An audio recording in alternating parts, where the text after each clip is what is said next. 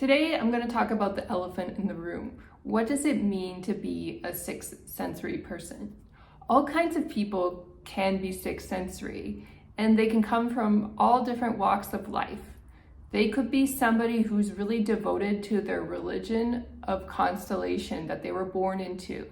It could be a person who has a mental disability, so to speak, who has ADHD, or they have autism, or they have a different way that their mind works that's not the neurotypical way a person's mind usually works.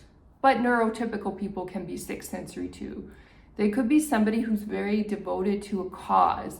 Maybe they're very concerned about a world phenomenon that's very disturbing to them, and they want to create a peaceful outcome or a peaceful situation to a war. Or it could be somebody who's really caring about people who have disabilities and they want to help people in wheelchairs, or they could want to help people in Africa.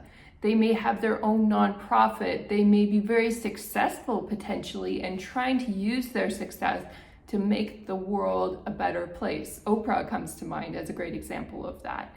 It could be a type of person who's very interested in meditation or higher states of being and wants to create a peaceful, happy life. But the number one criteria for a sixth sensory person is that they're an extremely generous, empathetic, kind person. These are the people in our society that we really need to protect and cultivate to their fullest ability. And the talents that these people potentially have, which could be latent or they could be developed, is they potentially have the ability to use their right brain.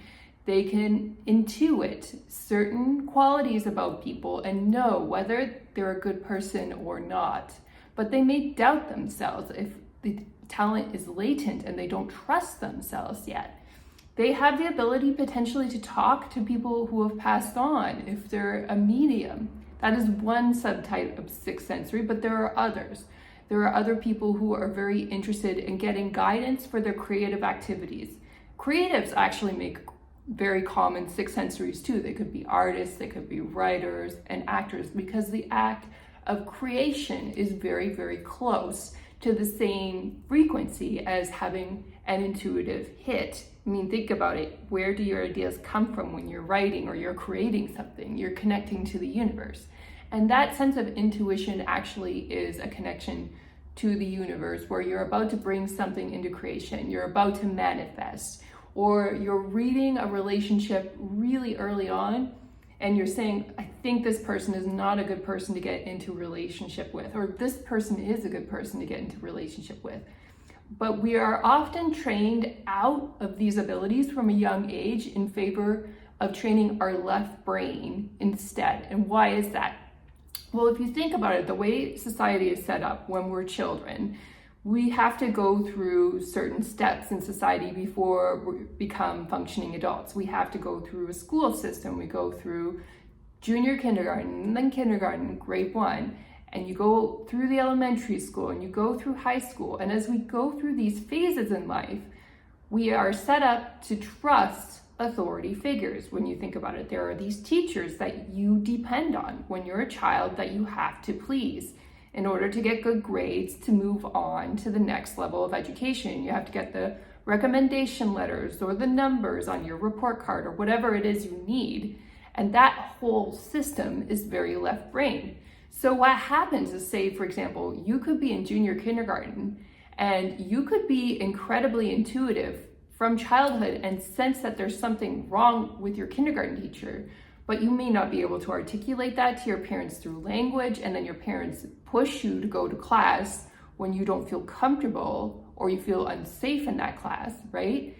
And then the same goes on throughout your life when you're encountering different teachers, or it could be even your parents, depending on your childhood, that feel unsafe, and yet you talk yourself out of it through your left brain because you're like, well, I need my parents for survival, right? So I can't really follow that intuitive hit that they're not really healthy, functioning parents because I need them to feed me and clothe me and give me shelter. We're incredibly dependent when we're children. And even in adulthood, to some extent, we rely on each other as adults in order to succeed. And so if there's an authority figure that feels intuitively wrong to us, like they're doing something unethical, but they're our boss, that can be a very difficult situation to deal with because we have to get a recommendation from them even to move on to the next job.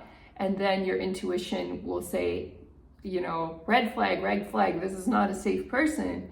But then your logic will say, but I need this person and I need this job. Actually, it's the same even in personal relationships if you think about it. So your logic brain can be like, I need to get married, I need to find a partner.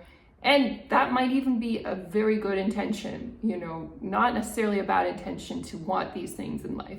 But the problem is then you encounter a person and then you ignore your intuition that this person could be a potentially abusive person or not a good match for you. And you keep going in the relationship hoping that they will change, whereas they're not really open to change. So yes, there is some left brain information about that nowadays that you can read about.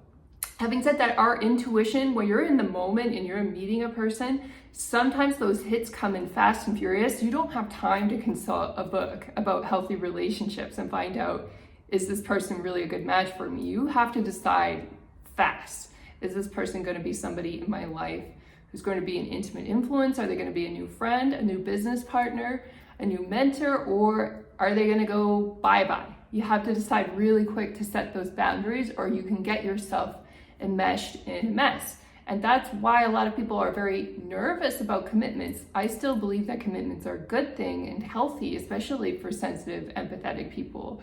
However, there is also another side of that truth where commitment can be a bad thing if you commit with the wrong person and you don't really do a good job of evaluating them up front.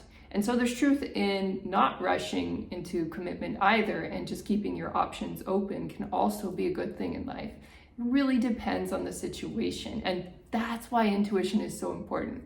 We can get taught these things like marriage is the ultimate goal or whatever in our life, and then we go out into society and into the world and we feel like maybe that doesn't resonate in the way that it was intended to resonate. And that's where our intuition can be very helpful to help us adjust our direction, our sails in life, to make sure that we are heading into a healthy relationship and we're not just chasing something for the sake of chasing something, being some kind of artificial left brain goal that doesn't really resonate when you actually get into that situation. And that's why resources for six sensories can be so important. When we understand our intuition and we understand how to read people and read life correctly, we manifest a lot more easily because we're not misreading a situation. Half of the reasons why we fail when we try to manifest is we're just not reading things correctly. We're not really seeing people for who they are. We're not understanding the situation in society extremely well. We're overgeneralizing, we're too negative, we're too optimistic. We can go both ways where we're too naive or we're too skeptical, and then we don't read correctly what's actually going on.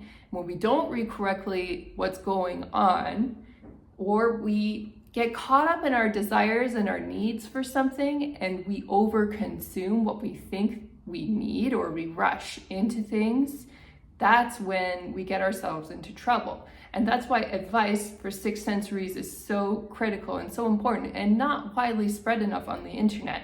There's all this advice out there that's organized by gender. It's like women need to do X, Y, and Z, and men need to do X, Y, and Z. And truthfully, not all women and not all men are the same. That's not always the most helpful binary. And there's a lot of criticism on those channels. It's like, well, you can't really say that one gender always has to behave X, Y, Z way and this gender always has to behave X, Y, and Z, because that's more of the standard that was popular in the 1950s. It's like women had a very specific role and then men had a very specific role, and those roles can work, don't get me wrong, because they have been tried, tested, and true.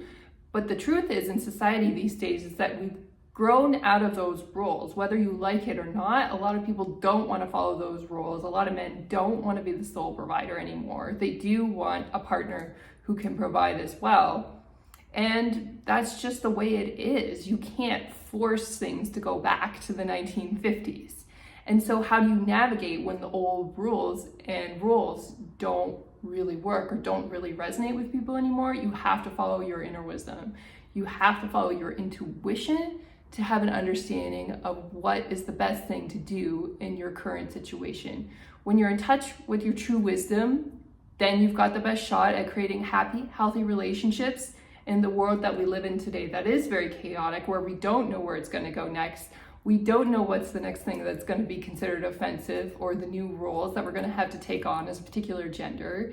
And so that sense of intuition helps us read things correctly and be ready for the next changes that are coming in society. And when you have that edge, you're way more likely to manifest correctly and get the things in life that you really want.